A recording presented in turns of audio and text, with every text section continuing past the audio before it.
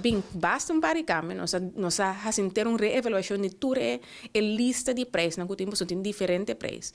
O Ninang é um mais grande, é parte que nós fazemos one fee for nature, que nós fazemos tarifa, que tem $40 para qualquer atividade em parque marino, pero também que nós introduzimos parte que vira por nada para a isla, não. De maneira, antes se chama Nederlands Antillen, anti-holandês, nós quita e suma aqui para não, sobre eigenlijk nós precisamos cobrar turnos família não cubini para não pagar $25 para não bailanda. Agora que sei não mais termas para não usar parque marino e também nos parques terrestres que Washington Slagby National Park não mais ser paga. Então agora que facilmente pode ter uma family day cerca nos dem parque sem preocupar com a família não de Aruba ou de Curaçao mais ser paga uma suma quantiosa hora e bebida hora bota papel de família completo. Pois esse é um de cambio não também um cambio de se botar se negócio dentro do parque.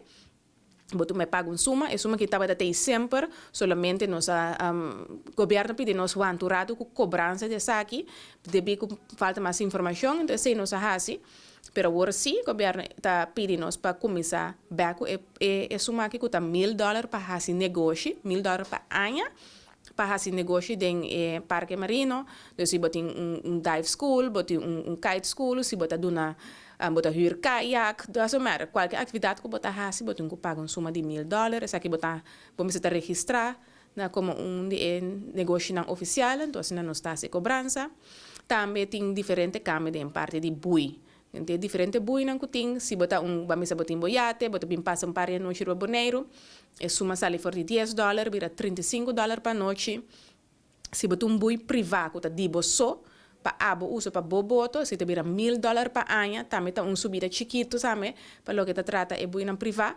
Então, se não pode mira tem algum preço não que sube, algum preço não que quita também. Para sobre tem diferente tarifa, por exemplo, para pier, se botar pier privado, se botar trape em água, se botar diferente, se botar objeto não em água, tudo isso aqui tem preço, o governo de Bonaire decide não, nós está quita tudo isso aqui não, nós está diz focus riba. E gente não conta uso personal de parque marino como visitante, então não conta negócio de parque marino.